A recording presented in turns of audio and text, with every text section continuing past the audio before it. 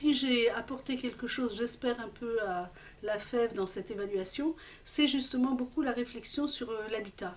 Mais moi, je suis chercheuse du Centre scientifique et technique du bâtiment, dans un service qui pendant 40 ans a travaillé sur une notion qui s'appelle l'habiter, c'est-à-dire comment justement on ne fait pas que loger les gens, c'est-à-dire il ne s'agit pas seulement de créer un espace normatif pour loger les gens, mais que de fait, habiter, c'est une fonction anthropologique.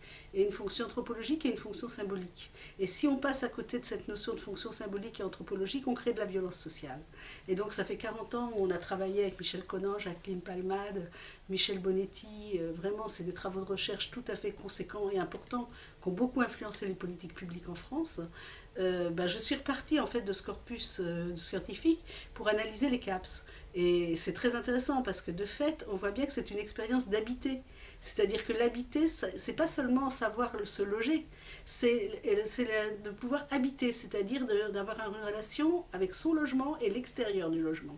C'est une dialectique habiter. On n'habite pas en fait que son logement, on habite son logement, sa cage d'escalier, sa résidence, le quartier autour, la ville autour, le monde.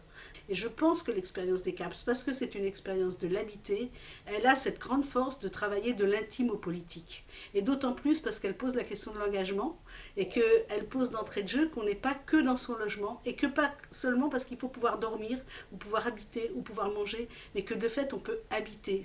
Et d'où le choix des implantations. Et c'est vrai qu'on a beaucoup travaillé là-dessus parce que le choix de l'implantation de l'unité habitante, de là où on va créer en fait des CAPS, ça a une expérience, c'est très très important pour l'expérience de chaque capseur, mais aussi pour la reconnaissance par les habitants, parce que ça peut se retourner. Si c'est trop violent, ça se retournera contre les étudiants, mais ça se retournera aussi contre le quartier. Par contre, si c'est positif, alors ça a un effet de démultiplication. D'où la question des choix d'implantation. Et évidemment, ça ne peut pas répondre qu'à une notion de vacances de logement. C'est pas fonctionnel.